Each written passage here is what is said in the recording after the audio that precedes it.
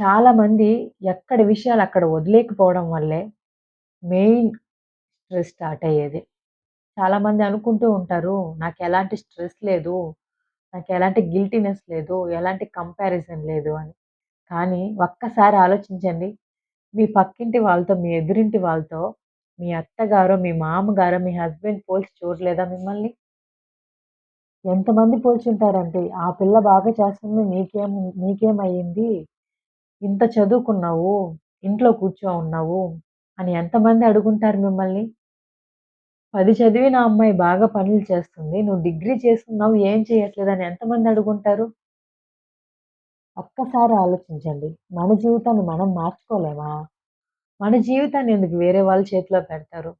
ఇప్పటిదాకా మీ హస్బెండ్ చేతుల మీద మీ జీవితాన్ని పెట్టి వదిలేశారు. ఇప్పుడు మీ జీవితాన్ని మీ హస్బెండ్ చేతిలో నుంచి మీ చేతిలోకి తీసేసుకోండి. ఎందుకంటే మన టైం వచ్చేసింది. ఎప్పుడు మనం ఖాళీగా ఇంట్లోనే ఉండలేం కదా! మనకంటూ ఒక ప్రత్యేకత కావాలి కదా!